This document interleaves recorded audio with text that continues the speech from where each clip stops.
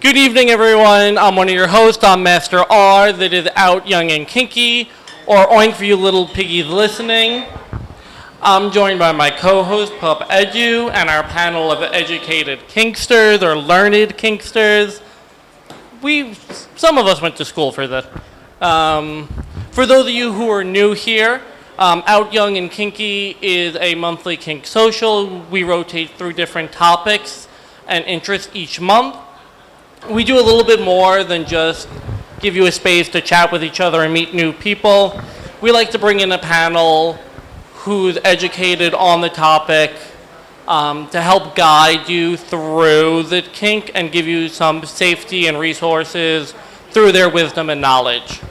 Tonight, we're going to talk all about impact play. That's slapping, flogging, cropping, paddling, caning. We're going to get into it all. Edu, why don't you introduce our panelists for tonight? Sure. Hi, everyone. This is a new microphone. It works a lot better. I love it. As Master said, I'm Pup Edu. I go by they, he pronouns. And William goes by they, she pronouns, is a queer artist, designer, and builder based in Brooklyn, New York. They're a dominant, a pervert, a rope bondage enthusiast, a sadist, and the founder of Temple, New York. William has been a student of shibari since meeting Midori in 2004, since they have had the honor of learning from many teachers, most notably with Chiaki and Kiss Me Deadly Doll in New York, focusing primarily on Naka style, Seminawa. Since the founding of Temple, New York in 2019, William has been working as a community organizer, educator, and professional dominant. William teaches an impact play series called OYNK that explores historical and cultural context of impact, as well as technique and scene building skills. They have been involved in events and productions including Dances of Vice, Torture Garden, and tied with internationally acclaimed shibari artist Jayme Gray for their New York performance art installations. William combines their experiences in theater, performing arts, and their degrees in fine arts to build worlds of imagination within venues like Temple and within private and performing spaces. I didn't know I could read that much. And our guest submissive for the evening is Jayme Gray, he, him, a content creator and BDSM player from New York City. He focuses on fetish play and power dynamics. Jayme has done everything from webcam shows to live demos to full production performances with events like the Black Party New York City and Mid-Atlantic Leather Weekend, which I just got back from. Woo! MAL Weekend. His years of full-time leather lifestyle has provided him with real-life experience in sub power dynamics and gives him a unique perspective on the depth and devotion and the powers of submission. So, dominants get to go first, submissives have to wait, but you're both answering the same question first. And I always start the panel with the same question. If you've been here before, you know the question already. It's where were you, how old were you when you first discovered your interest in kink in impact play? Dominants don't necessarily go first and don't do what they're told, so I'm going to make you go first. I do what I'm told, so I will go first. It's strange because I feel like even in college, I remember everyone liked a good spank when you would like hook up, but I don't really, that single one or two spank, I don't really count as impact play. I never really thought about impact play probably until I moved here in New York, when the scene and the interest was much bigger. I'm from Phoenix, Arizona, and especially, it's almost 10 years ago now, there was just a lack of, a lack of knowing that it existed. Like, it just wasn't talked about. Sexuality was a thing you dubbed down. Even through college, it wasn't really a big thing. So impact play itself, I would say, 24, and it wasn't here until I moved to New York. Impact play, yeah, so I was lucky to grow up in a place where there was a all-inclusive gay kinky fetish club, and so I got to actually witness dominants doing scenes and people having fun as a late teenager, and so I think that impact in the more like informal setting I got hit as a kid. Did you get hit as a kid? The only times I remember getting hit were very traumatic, so it's not really like a thing that pops up. But that's what we get to reframe in kink, right? Exactly. I do remember getting hit as a kid, but not like a super ton. I'm not going to sit here and cry about it. But and I wouldn't say that it turned me on exactly, but I was aware of that as a way that people dealt with each other. And I was a reader, so I caught on to some stories that involved deviant behavior when I was pretty young and found those pretty enticing. So I'd say I was a late teenager when I first started experimenting with impact in a sex environment, not in like a scene environment. What do you mean by scene versus play? I'm curious about that. I feel like especially as you're growing up, any sort of sexual encounter was like one level of exciting. But as I got older and as I delved more into like kink play and fetish play, I feel like it steers off into it's not necessarily about the sex of it all. And I feel like impact play really falls under that umbrella. I don't think for at least in my experience, there's not a lot of impact play that requires penetration per se. You get a sort of satisfaction from impact play as a whole. Yeah, I would agree with that. I think that impact play started as a way to like spice up kinky stuff, but it wasn't, sex, but it wasn't explored in such a way where I feel like that was the process by which we were going to relate to each other. And I do believe that impact play, like many other kinds of play, has its own sexual arc to it, where you get to excite the body and can drive somebody, hopefully, if not all the way to orgasm, but nearly to orgasm just by getting to play through impact, as opposed to like direct genital stimulation, which is exciting for me. Well, that's the thing, because as I remember, it's always nice to, while they were going, to get, once in a while, but that just isn't the same as. And as I got older and as I experienced more, you figure out, oh, I'm more into this more sensual activity than just a quick 1-2. I would agree with that. Yeah, it's nice. So building off of the, like, orgasm may not be the intent behind an impact play scene. When in your dynamic do you know when the scene is over? Is it based off exhaustion? For me, it's when my shoulder starts hurting. When is the scene over if you're not going based off orgasm? I think if it's a good scene and both are connected, you both just know. There's just a moment where the energy is going to dip, and I don't know how to explain it. In the moment, you know that okay, now we don't have to say any words, but we just come down together. And I feel like to me, that's what a good scene requires, is that sort of connection. And you just know, you just feel that. There's no sense of push or pull in either direction. It just happens together naturally. I would say a lot of the times I'm playing on the clock, so there's a period of time that I have to put somebody through a certain arc of an experience, and so I do have time blindness. Does anybody experience that? I don't know how many days there are in a month. I don't know if the other day was last year or actually last week. I'm like super blind with that. So what I have to rely on is almost more like an intuitive arc of like, I have a sense of what 2 hours is like, and that's like an average session for me. And so trying to get somebody up and through a certain arc of experience and then enough time to come down and send them out the door has become a little bit more of a reflexive timeline for me, like an internal clock that I actually can pay attention to. And so in a private setting, I feel like it'd be very different, but if it's something like a session, like you're working to get their their nervous system riled up to get past that sort of arc of where the bottom drops out, as I like to say, where all of a sudden they go from like, oh, that's a lot, oh my God, to being like this stoic, massive meat that just can take anything, and then give them enough time to come out of it. Sometimes, due to time warp, an hour and 15 minutes will go by, and I'll think, fuck, I have to now think of something to do for 45 minutes. But oftentimes I feel like it goes the other way, where it surprisingly feels like 3 hours of stuff has gone on, and it's like an hour and a half. And it's like a reasonable amount of time to like come down and ease out of the situation. But I think very much it does come down to what Jayme was saying, where you can tell when somebody's hit like a nothing else I do is gonna matter moment. Like we've hit our crescendo, and like they've been riding this high, and now we can start to kind of like ease out and find our way towards aftercare. Well, it was interesting that you were saying you have like a 2-hour window, because you were saying you also have a background in like performing arts and fine arts, and I have a performing arts background as well. And there is a sense of storytelling almost, where it's the start of a scene, you're getting to know each other, you're feeling the situation out. It does ramp up, and you are in charge of telling that story up and down, up and down, up and down, until you get to the crescendo, and then you come down towards the finale. I thought that was interesting that you brought that up as well. Yeah, I think there's a natural arc that I'm not somebody who's like hypersexual, so for me, like I don't want to have sex for like 4 hours straight.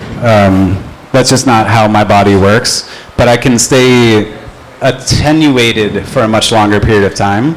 So like if somebody, that's why I love kink so much, and I'm not just like super sex specific. Because play can be drawn out, and then you're playing with somebody's nervous system and their body chemistry more so than just their arousal in like the truly just genital sense.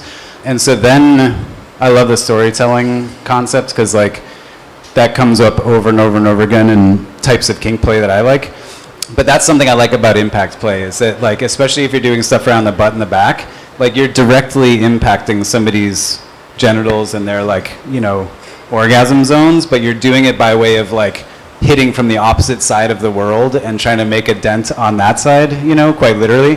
Yeah. So I think it can be really fun that kink opens up this whole other expansiveness around intimacy that isn't about direct genital stimulation.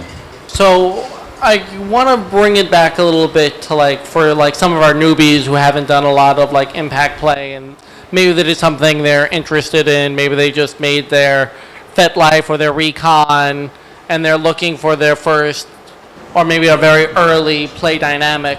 How do you verify people? Are there key things that are like obviously bullshit people write on profiles? Are there signs to look for? What do you have opinions on that? I'm a big person on. Just after hearing your story. No, after the story I just told, I'm a big person on the specific language, really when you get into like talking about kink play, getting on these apps and doing things that are very vulnerable with strangers. I think it's easy to get caught up in the moment of, I think I found someone who is into all these things and they're saying all the things that I want. And I think that's a big red flag if you are able to have like such a quick yes conversation with somebody. So I know that I look for specific language they use, specifically impact. If they use impact play in their list of things, that's a big thing for me. You're not on any of these apps, I don't believe. But what do you do for when you're vetting people in person? All right, so vetting, I think, is a really important thing to talk about. And I think it's a multi-stepped process for one, and it's also contextual. I think for me, I'm super neurodivergent, so forgive me, but everything needs to be contextualized or I can make no sense of it. So like, for instance, like the venue that I own and operate, like we vet players, we vet renters, we vet teachers, we vet everybody who comes around the space, because inevitably you'll end up coming up with somebody who you don't want to represent, or I don't want to have my venue representing them or giving them a platform.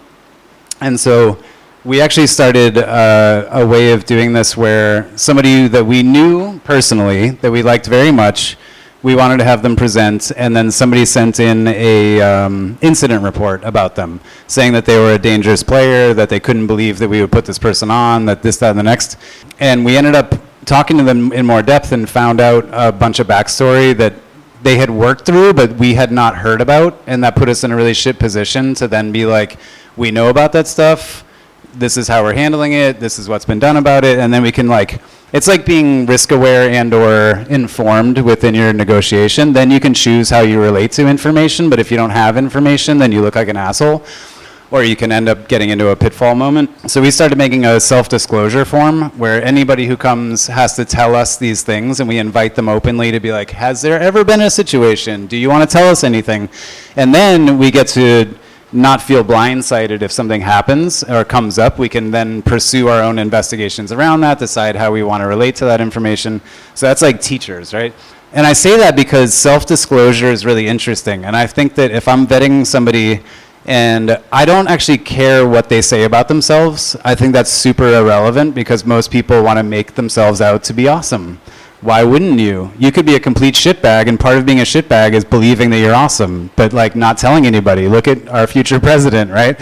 So it's not what people say about themselves that I find interesting. It's how they relate to other people. So I'll oftentimes try to talk to people that they play with. I'm a dominant, so I have a lot of people that come to me who have submissive tendencies or bottoming tendencies. And so if I can talk to other people that they play with and get a sense of what they're like from them, I feel like that's more interesting to me. But even then, the people that they might send me to are going to be preferential, right? So just randomly asking friends if they know somebody and what they think about them, people that I trust their opinion versus just some random person that I'm being directed to, I find that more helpful. I could go on about this for maybe longer than is exciting. Well, because it's interesting that you talk about from the top's perspective, because I feel like as a bottom, and especially if you put the word sub on these profiles, it attracts a certain kind of people, and there's a tendency in the community, particularly from dominants, who think that they can approach a sub that they don't know, talking to them as if, you're in a dynamic, if you're in a position of like a scene or a previous exposure to each other. You may call me daddy, not my real name. Yeah, like or immediately I get so many of these messages saying, "Oh, you're a sub, good, do what I say," and I'm like, "Hi, we haven't even said hi yet. Like I don't know who you are. We haven't discussed this. We haven't talked about this, good sir." That is always the red flag. Yeah, call them ma'am if they say anything. They really don't like it. It's fun. I like being called ma'am, so that wouldn't work with me. Well, it would work for you, yeah, but you also would never, right? Like you wouldn't possibly. That's another thing that I look for, depending on, because they could say that they're a dominant, they're a top, what have you, in their profile, but especially in the first meet, if you were meeting each other just like you're meeting anyone in real life, you would never come up to me in a bar and do that right in front of me. I just know you wouldn't. And if you were, then you're a bad person. I don't want to talk to you anyway. But that's a big thing that I look for. Especially as a sub, you have to be careful. You have to be taking care of yourself first and foremost, no matter how horny you may be. Especially no matter how horny you may be. I think that another thing that is really important is regardless of whether you identify as a dominant or a top or as a bottom or a submissive, both parties are infinitely in danger of somebody fucking with their lives. And so like for me as a dominant, if people are coming in, stripping down, getting, tied up, beaten, I could not imagine what would happen. Like I'm mask presenting, I look like your typical predator in the world. I'm white and I'm mask presenting, so like, sure. So if somebody was like, I went to William, they raped me. Like my life is over. Like not needing anybody to qualify this with reality. Like if somebody chose to say anything, especially I'm somebody who believes victims, I believe survivors, I am one. I have to be really careful because my reputation means everything to me, and if somebody smeared my reputation, it would be a disaster. Mm-hmm. Well, especially in a tight community like even in a big city like this, the kink community is really small, and those things will follow you. If you don't think they'll follow you, they will, promise. I have somebody who called me a rapist apologist, and that I supported transphobic statements. I use they, she pronouns. I identify as femme. I run a space that is deeply inclusive and is basically for trans people. And so like even hearing that, how devastated I felt hearing somebody saying shit like that about me who was really just trying to cause harm because they had a grievance with me, that's something that like I could not live through somebody saying worse about me, and especially if there wouldn't be any truth behind it, but like that shit scares me, But this is also why you talk about it prior to doing anything. Yes, and I was gonna say in terms of vetting play partners, like if I'm in a fortunate position to go out to tea with somebody, like not the day of a scene, if you ever get a chance and you're trying to really connect with somebody that you want to play with, hang out with them. Like, A, because I can do stuff for pay and not give a shit who walks in the door. I will show up as doing my job. But if it's somebody who I want to get to know better, especially because I think all kink is relationship building. So if you are somebody who's going to come to me, I would like it if you came to me more often than not. Because otherwise I have to put in a lot of work to get to know you, and then I may never see you again. That doesn't really make sense with my philosophy. If somebody wants to get to know me and I want to get to know them, showing up in person and actually having like an hour tea session or something like that, taking a walk, whatever, to me is a much better way. If I don't have the ability to do that, I have like a questionnaire form that I make everybody fill out, and then I follow that up as best I can with either like a FaceTime or a phone call or something. Because to me, you can't play with somebody's mind and body if you don't know those minds and bodies. Yeah, it's really vulnerable to do all these things, especially with people you may not know super well. So really, there is no limit to what a vetting process could look like, as long as at the end of the day you feel comfortable by the end of it. That's what's important. And if they get annoyed by that, then they can go to the next person. You just don't need it in your life. I would follow that up by that I also have a pretty strict policy of not going crazy too fast with people, especially because I do a lot of rope bondage. Getting to know somebody is an imperative to getting to go deeper.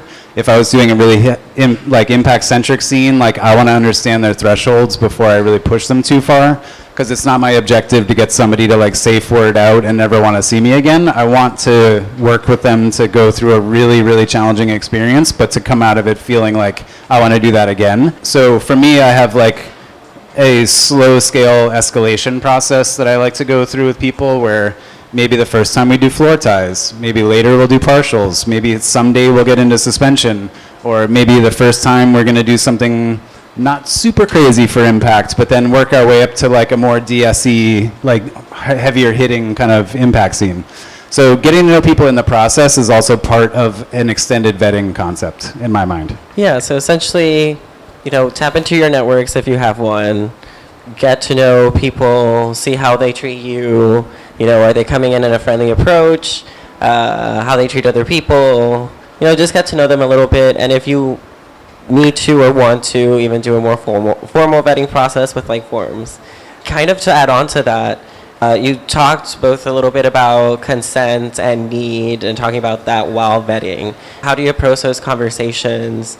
Particularly curious as a sub, like when you feel like you need more aftercare versus when you feel like you need less. How do you communicate that? Well, specifically when it comes to aftercare, you have your list of what you like, what you need.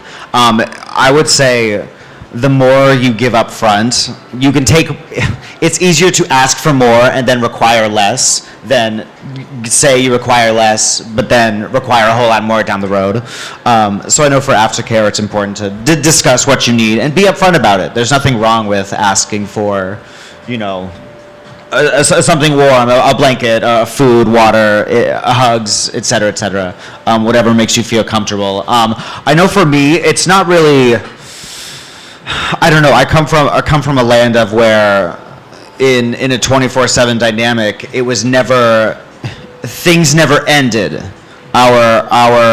Our dynamic level was always at a 10 of 10 all the time. So I feel like aftercare wasn't necessarily something that happened immediately after. It was built into our livelihood of how we got through things, which is important if you are looking for more of a 24/7 situation. It shouldn't be, once in a while, I need this. It should be discussed up front. I need XYZ. I need it this, then, and the other time. And it's non-negotiable. Aftercare, I feel, is a non-negotiable thing. Whatever, if you're going to engage in this sort of play with people, whatever they need, you should be giving to them as well. And if you're willing to take from them but not give back to them, I feel like that is a kink in the flow of energy, and I feel like it's an issue that should be corrected before you dive into all this sometimes psychologically dangerous territory. Yeah?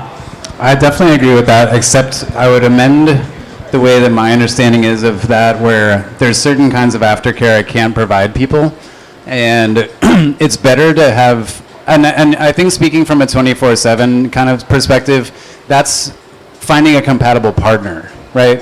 and having somebody that like you see eye to eye with in terms of the kind of play you want and the kind of care that will come in line with that. But like for instance, I have somebody who wants to have their partner sit on us in on a session so that they have somebody to cuddle afterwards. And I'm like, are they here in like a cucking capacity? Are they here like, I want to understand their relationship to the rest of the scene. Otherwise, they can come in when we're done, you know, because that feels weird to me to just have somebody like sitting there and being like, but if they were cucking, I would know how to treat that, you know. But I think that part of the thing about aftercare in my mind is if you state your intentions and you state your needs and everything else, if it's possible for me to meet it, you're trying to find places where you overlap, right? So there's certain things I can provide, and there's certain things where I might be like, I can do things up to this point, and then I think you need to outsource the rest of this aftercare to like getting in a bath, going and putting on your onesie, and like hanging out with your partner, and like there's certain things, I'm not going to give you like all of the things you request. You might be like, I need you to wrap me in a robe and rub my feet. And I'm like, motherfucker, please, like. But you're gonna know that before you get into the scene, yeah. And like you're able to say, actually, no, I will be doing no such thing. I can do X, Y, Z, and that is up to the sub to say, okay, does that all align? If it does not align, then no, I cannot let you beat me to death. If it's a non-starter, fine. Yeah, but or if is it me, or if you're able to, you know, find that middle ground, and as long as everyone agrees, then there is nothing. No, that is true. You don't have to provide everything, but it's more of a thing that you know about before you get into the play.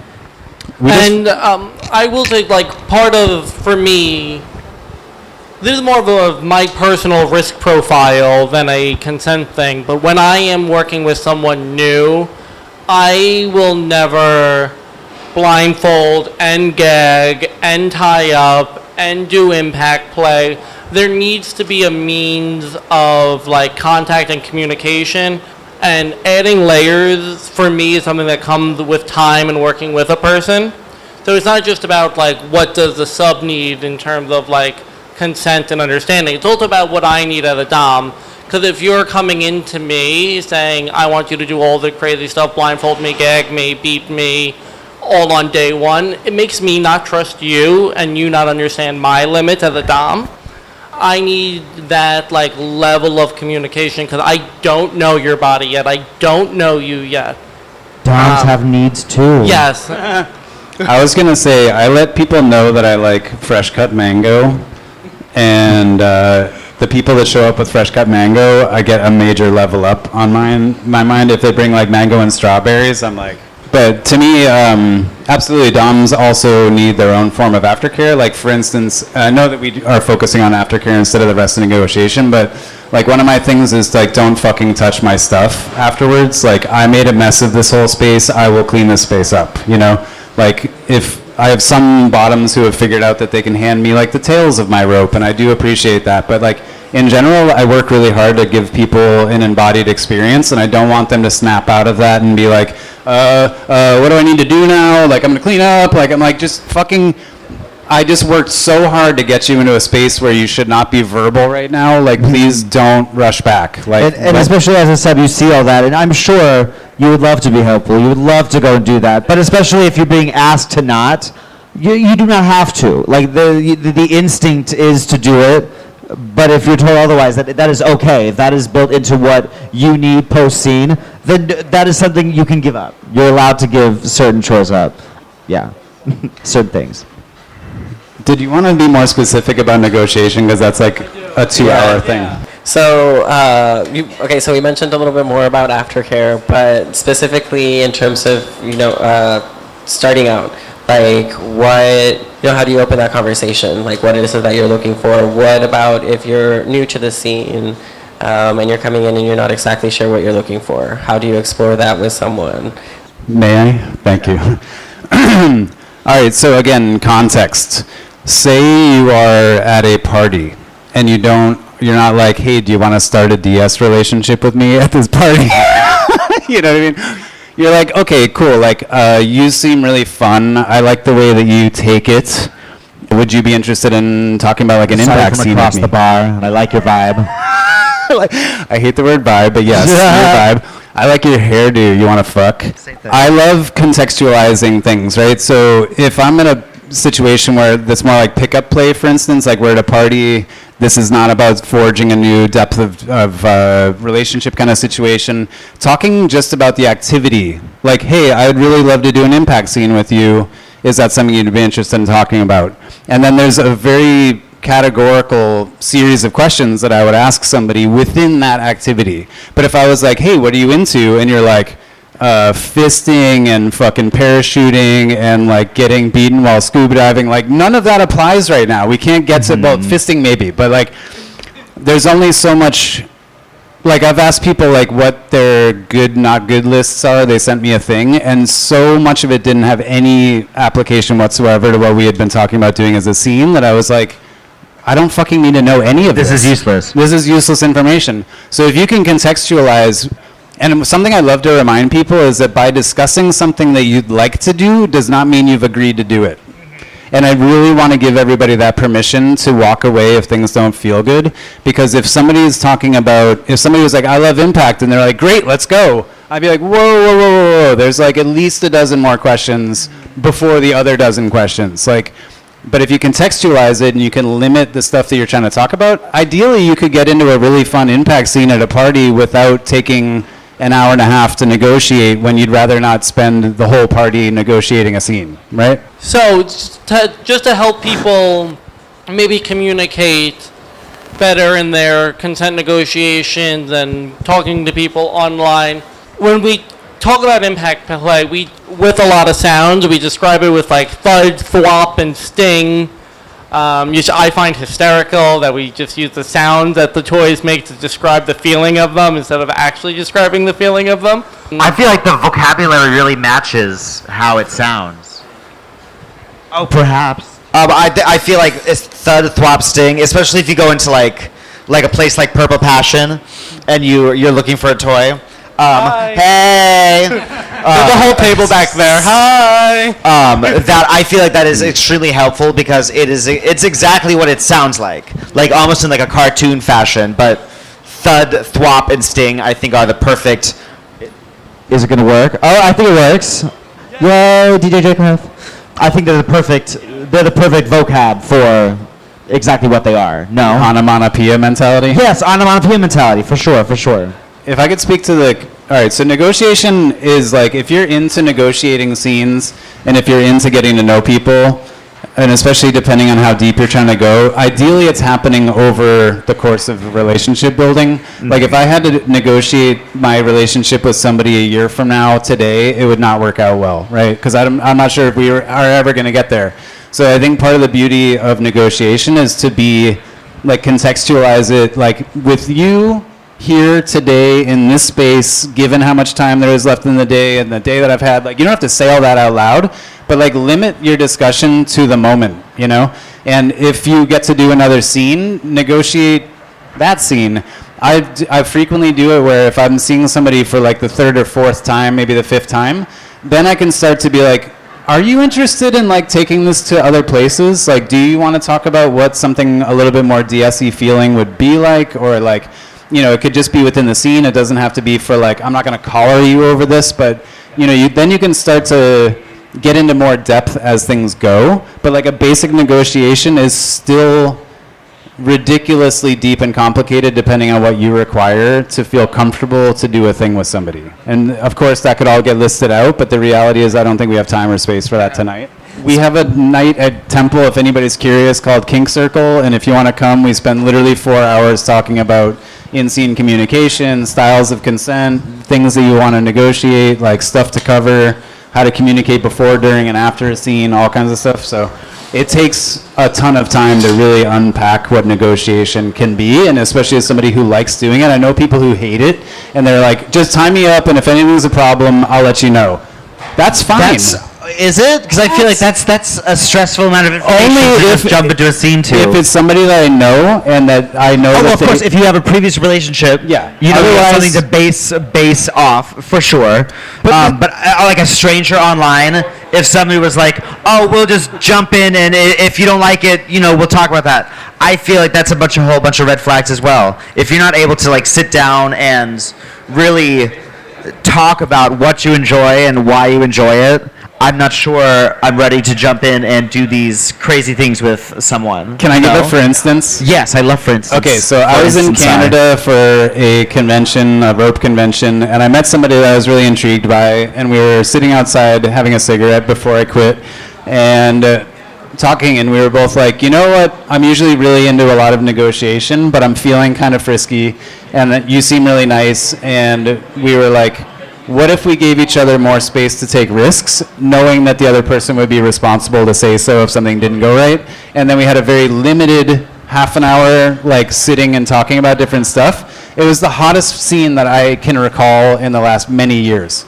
because we were both meeting eye to eye and recognizing the other person's experience and giving each other credit that we could speak up if we needed to, and laid out a bunch of stuff that was okay and that wasn't okay. It's not like we skipped over everything, but we gave each other room to take risks and responsibility for each other's well-being, and it was really refreshing. I do feel like there are a couple things that I would take into consideration. That the fact that you traveled to an event circulating around your interest, that to me would be an automatic green flag of, okay, these people are a little bit more dedicated than your typical neighbor who may be on sniffies at 3 in the morning.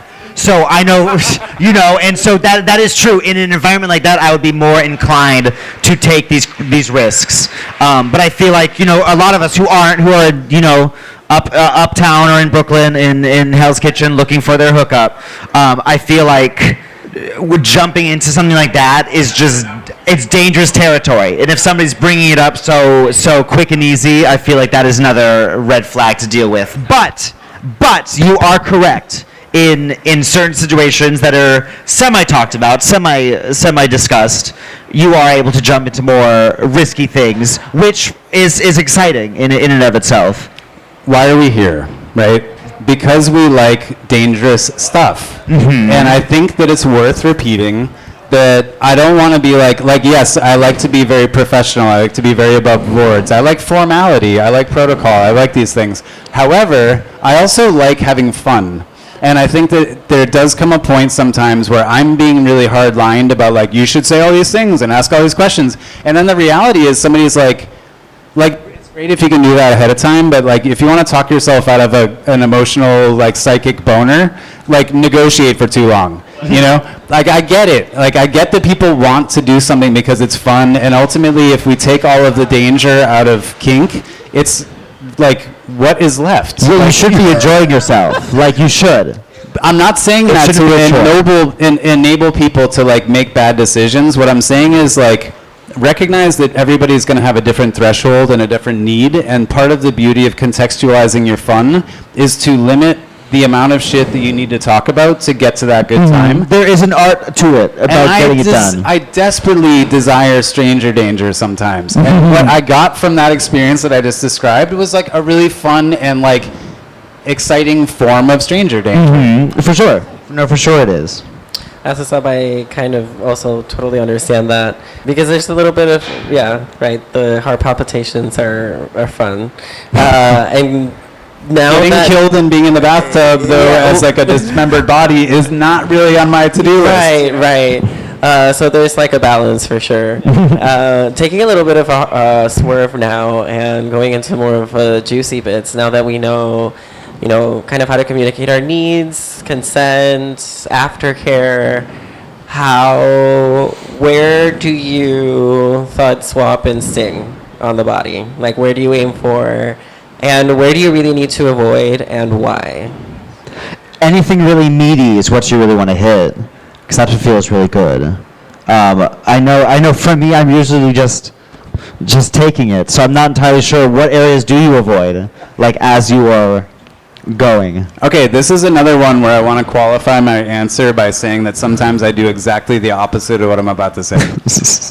Like, yes, meaty parts, right? If you could punch somebody in the ass, they're going to be fine. If you can punch them in the shoulder, they're going to be fine. If you punch them in the shoulder blades, they're going to be fine. If you punch them in the kidneys, they will die, right? Probably don't want to do impact on the kidneys with something that is more on the thuddy side, meaning something that delivers force down and into the body as opposed to being on the surface. So, like, stingy, oftentimes we talk about this false paradigm between stingy and thuddy, which if anybody's done impact or received it, they know that that's actually a pretty false dichotomy. It's very binary thinking. Everything kind of exists in a spectrum. And if you can hit somebody with a thing where they feel it on the skin, but it also delivers weight into the body, it's neither stingy or thuddy, it's both, right? So if I was doing something that was really like a mallet, you know, or like a bat or a baton or something with some heft, a double-ended dildo, for instance, really fun to hit people with. It's humiliating and fun. But Weighty. It's but heavy. if you were to hit somebody in the thighs, for instance, with that, that'd be fine. But if you hit them where their organs are exposed and the rib cage doesn't cover, that's really dangerous. If you were to hit them in the throat, that's a really bad idea, right? Because anywhere where the body is designed to cover itself, like the armpits, inside the elbows, inside the wrists, back of the knees, in the crotch. The inside thigh. Do you say that? No, I did not. That's my favorite place. Oh, I'm sorry. There's a vein there somewhere. There's a lot of nerves and a lot of veins. I wouldn't do certain things there, but it's one of my favorite places to Okay. torment because people think they can protect it, and it's so fun to prove that they They can't. But anyway, there are danger zones. There's places where you don't want to strike, and it's usually where the body can fold on itself. But say like the sweat ring on my t-shirt would be where I wouldn't hit. Immediately outside of that, I'd probably hit somebody just fine.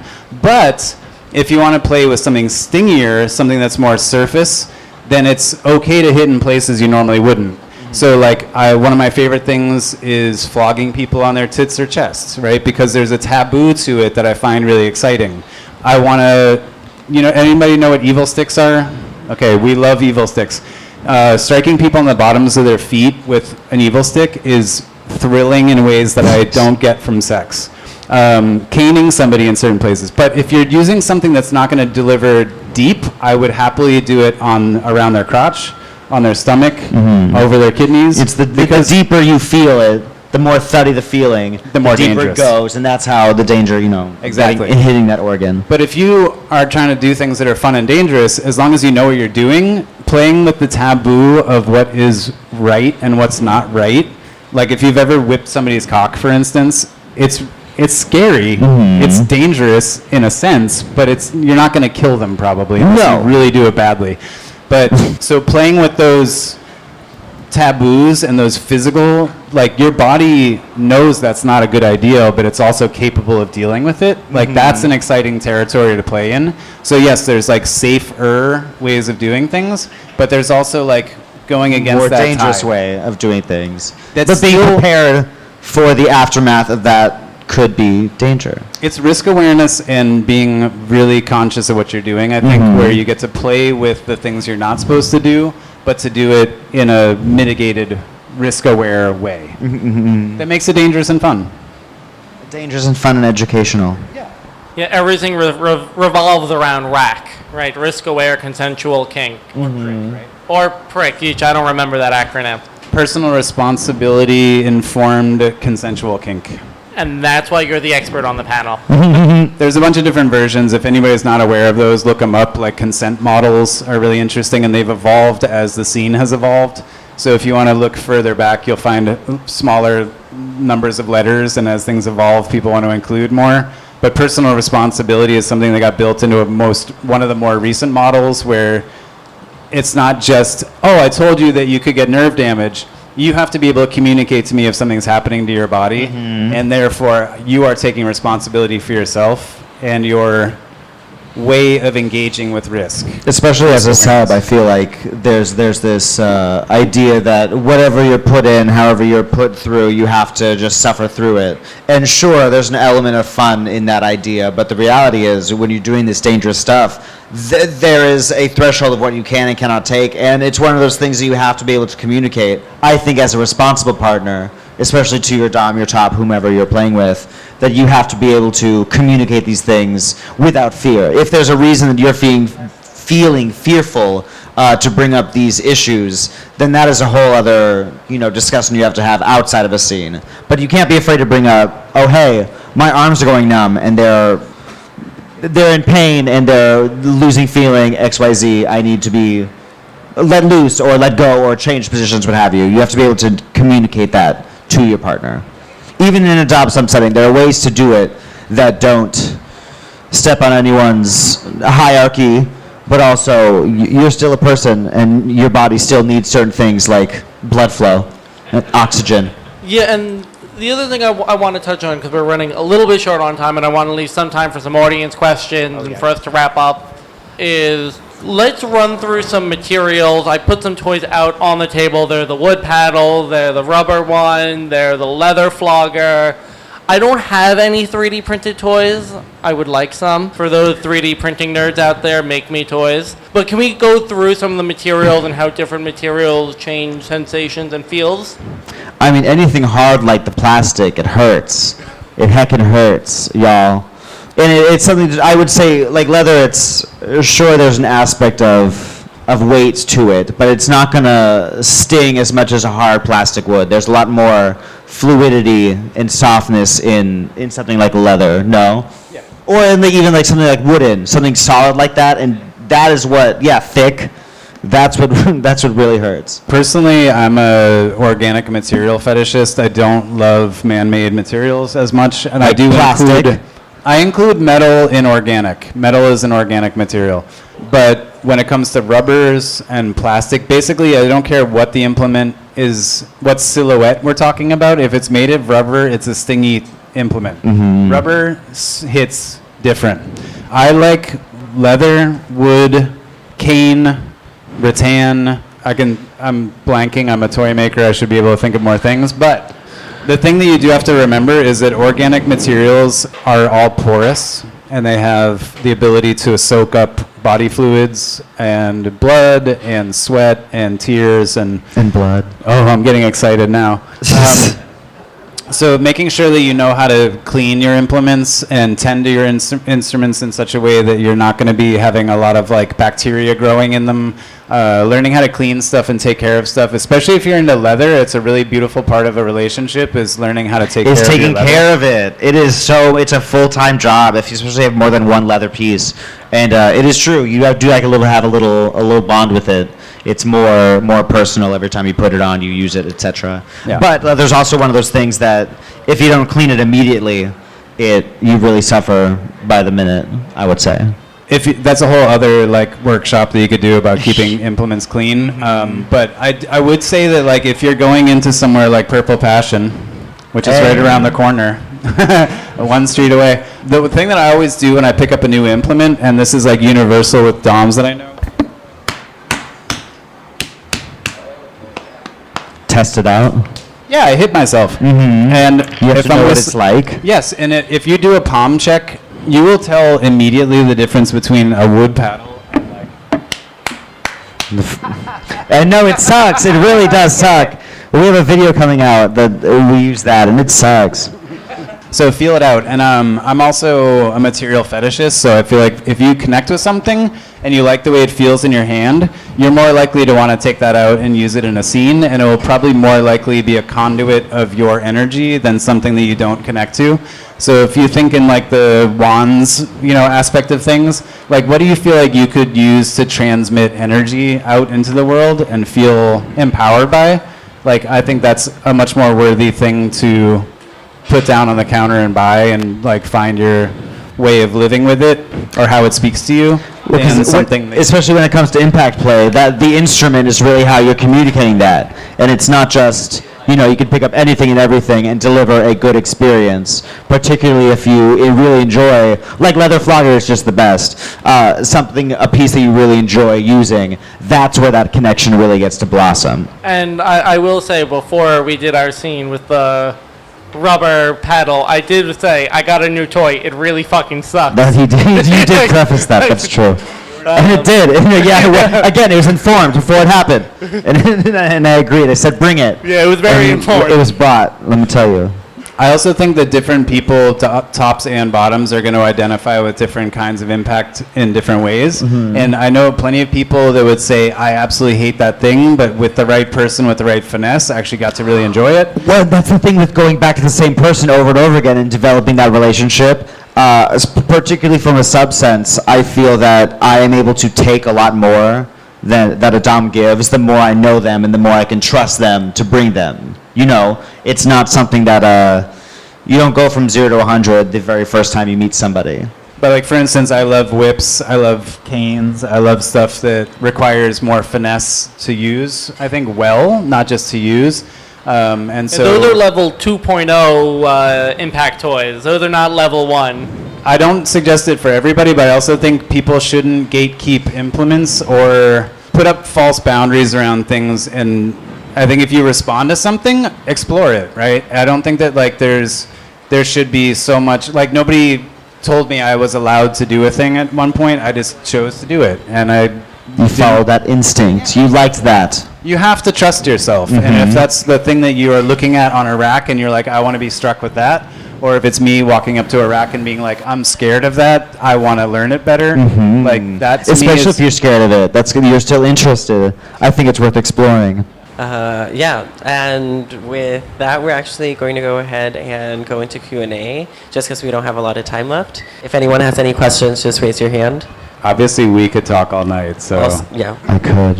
Hi. So I wanted to ask, because we've talked a lot about job and sub dynamics, and we've also alluded to top and bottom.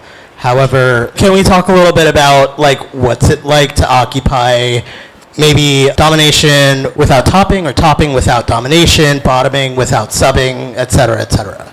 all right, so my general way of determining the difference between these things, and these are just industry standard concepts, they don't apply to everything, I don't think, but usually in the top-bottom paradigm, a top is giving an experience and a bottom is receiving an experience, and it's much more of a collaborative, equal footings, we're both just engaging in a thing. I just happen to be it's more like a pulls on a battery or on a charge. There's a direction to things. It doesn't necessarily imply a power differential.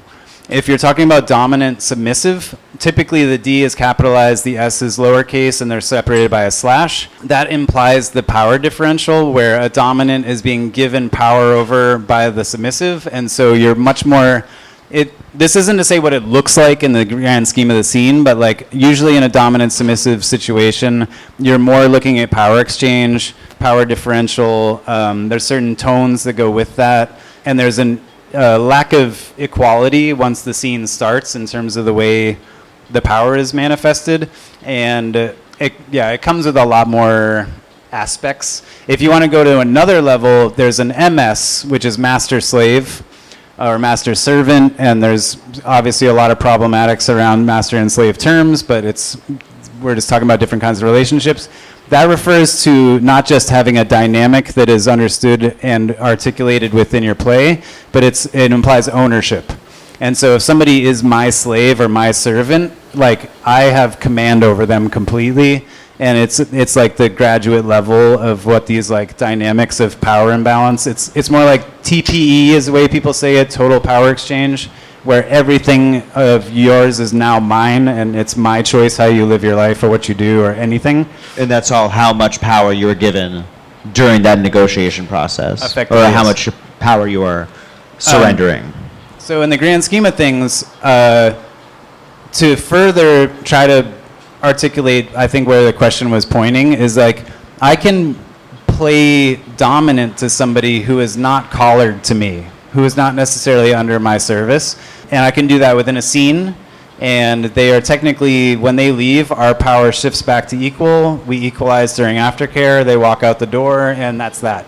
There's other people who are my collared servants, or collared submissives, who I have a continuous dynamic with, and so it exists outside of the scene.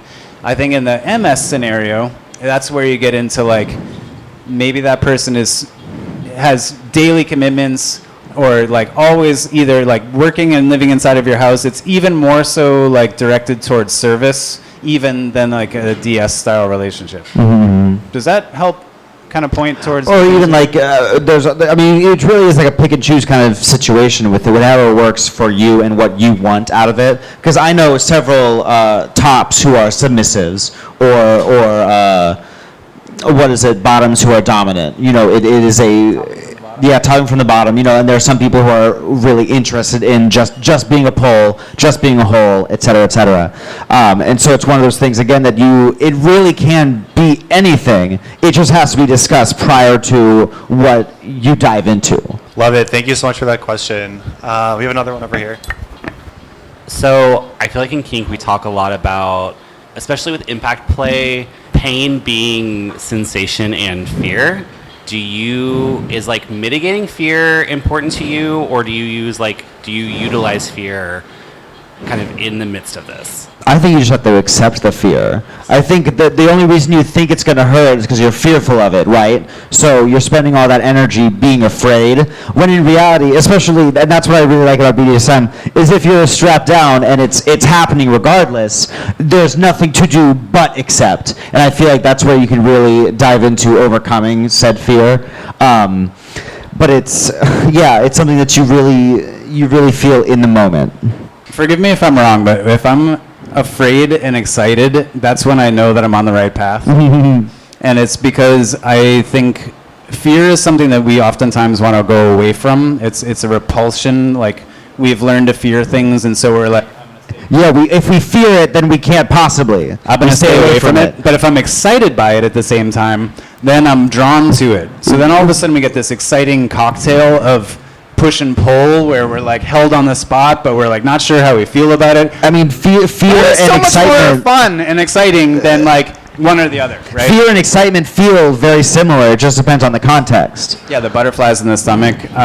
So I think to better answer your question, but from my side, oftentimes I will see somebody stuck in fear, and I have to coach them through a moment to be like, are we breathing? Are we, where are we? And oftentimes I have this like cute meditation that I like giving people, especially in whipping scenes, where I see them tensing with each strike, and I know that they're thinking about it. They're not here about it. I love getting whipped. It's one thing I like bottoming for, and needles, like certain things. I will oftentimes tell somebody to be like water and to let it go through them. And with the tiniest bit of coaching, all of a sudden you see somebody go from like this like fearful mess to being like, I'm fucking here. I'm a whipping post. I am, and not a stone. Like they are, all of a sudden they have this different way of not internalizing something as something to push back against. They let it come in and move through. Well, and it's very zen. And especially with a good dom or a good top, like I feel like that's what alleviates the fear. You might feel that fear, but having something to coach you through it, for me at least, in the midst of it, is what makes that fear go away, and I'm able to calm. If I am overwhelmed, overstimulated, I am able to calm down. Yeah. I would say, too, though, that fear is its own kind of play. And so if you like fear play, which I do, like I will be menacing. I will make sure that somebody doesn't feel too comfortable or confident because I don't want them to. I want them to be on edge, because if somebody gets a little too like, oh, this is no big deal, I want to be like, oh, you sure about that?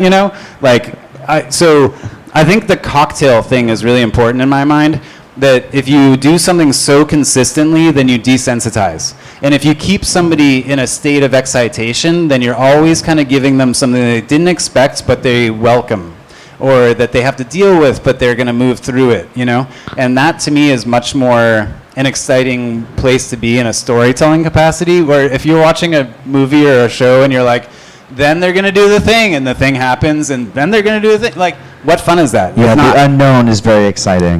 Being held on a little bit more on like the tip of your toes, and staying in that, like, fear might not be the perfect word for it, but like staying in a place of arousal and excitement and elevated, attenuated presence, as opposed to fading out and being like, it's just going to keep going like this. Like, who wants that to be the feel, Yeah, it can't stay at one place the entire time. It has to be moving. Yeah.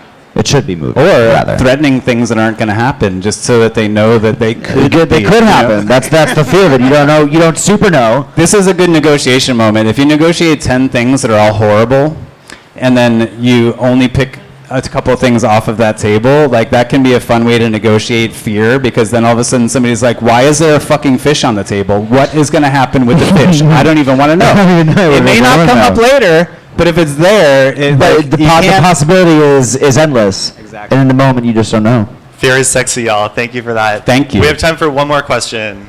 So earlier you mentioned a scene where you weren't sure if it was a cucking scene. And whenever you're playing with somebody who has a partner, how does that affect the way that you approach the scene? I'm sure you have answers to this as well. typically I do not have people come with their partners. Like, that's just not a thing. And I'm still kind of weirded out by this one where I'm not sure exactly how to answer them. I was originally like, again, I like to contextualize things. Are they coming because they want to see you experiencing this? Are they coming because they want to learn more about how to do this? Like, are they watching you, or are they watching me? Or are they watching us? Are they jerking off? Because that's... It's different. It's going to be. It's going to affect how you do things. Are you guys going to go home and fuck like rabbits because this is such a turn on for you? Like, am I a conduit for your fuck? You know, like, I had to kind of figure out how I related to the information before I could say whether or not I was okay with it. And should I be charging more for that person to be there or not? I don't know. For a viewing fee. What I've realized is that because of what I know of their relationship, I would like to be comfortable with them being there, even though I'm not. And I know for sure, scientifically, that the universe is not the same when it is observed. As soon as you add a scientist looking at things, it skews the results of the experiment. And so I know that the scene would not be the same with that person sitting there watching it as it would be if it was just for their experience and our experience. So I'm really still questioning the intention and the reality of what I think I would want to negotiate around somebody else's presence. If they were a photographer, I would get that. If they were, any of the other things. Mm-hmm. Well, because it's different, especially if you don't know what they're getting from it all. Yeah, and why are you here? I do, because I do think impacts play especially, but all BDSM related activities, I keep saying vulnerable, but it's true, and it's not something that I think it lends itself to a group environment unless that is something that is all talked about prior and is agreed upon prior. I think it's much more intimate just to have the two of you being able to be private with each other. To be fair, I love group spaces. I'm an exhibitionist. I'm a voyeur. I like to be a part of those kinds of things. I think there's a funny middle ground between it's not a dozen people or 150 people, it's the three of us. So we are the only three that are part of that scene, and if it was me and my partner co-topping somebody, I understand exactly how that is. I get that geometry. I think the non-participant who's also not a cuck, who's also not jerking off and or taking photos or something, I'm like, notes. What is your purpose? And I get stuck on that particular case out of any other one I can think of that would feel more normal in a deviant way than somebody's partner just sticking around to cuddle them after the scene. They don't have to watch for that. They don't have to watch for that. They can be elsewhere. I also want to answer your question in a little bit of a more general way. If I'm going to play with someone who has a long-term partner that they have a DS or MS relationship with, after our regular consent negotiation and knowing what we're going to do in scene, my next question is normally, what rules are you coming with from your sir or master? And I think if you're playing in the kink scene and you're playing with partners who have long-term sirs or masters, that's a really important question to ask on what are the rules of their relationship and their dynamic, because you don't want to damage their at-home relationship or whatever their relationship is outside of the short-term scene you're having with their partner. Thank you for that beautiful tongue click. All right, that's actually all the time we have. Thank you, everyone, for coming. I want to thank DJ J Clef, because without us, I would be using megaphones and just shouting.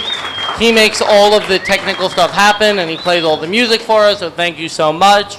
I want to thank Rebar for putting up with us every month, and they put up with all our kinky nonsense, and we will be back here on the 19th. It'll be our trans takeover event, where I will probably not be up here. I think I'm just handing it over to a bunch of guests and letting people talk about their stories about, coming up trans in the kink community. And you will not have to hear the sound of my voice next month. I know, you're all very heartbroken. If you want to find me online, everything is at YoungDomNYC. If you want to find the event online, the Instagram that OutYoungN, kinky, not AND, the letter N. And I will hand it over to our guest for closing remarks and plugs of any kind. Did you say plugs? Did I say plugs? My God. I'm on Twitter, or X, as you call it. I'm on Blue Sky. I'm on Just for Fans. I think it's all Jayme Gray. Jaymegray. I'm Tiemetighter on Instagram, and tie-me-tightly.com is my website for stuff and for bookings and for implements even. But I guess what about Temple? What's Temple? TempleNewYork.org is if you're interested in learning BDSM stuff and or especially rope. We do a ton of rope curriculum stuff. We'd love to have you all there. And yeah, I appreciate this opportunity to come and chat. I don't like the sound of my voice, but I like to express my thoughts. And you've given us an express it. And I cannot actually speak any more highly of Temple. I think I'm taking like six Temple classes next month, so I will be there a whole bunch. You're kind of stuck with me for a while, but really follow both these people. They are excellent. Yeah, I was just gonna say also that I've just gone to like one Temple class, but I really enjoyed it. So thank you, and also thank you both for being here. And to clarify, the what we meant is for February 19th, not January 19th, just in case. But we I was do going to say have it's like 3 days, no? Yeah. February 19th, not like tomorrow. But we do have a party here tomorrow. It is a latex party. It's free entry before 11. And this one right here will be doing some shibari, as you all might know. So yeah. He's going to be doing it on a GIMP, surprise who it is. And I think that's pretty much it. Do you have anything else to add? No. All right. Well, thank you again, everyone, for coming, and have a good night.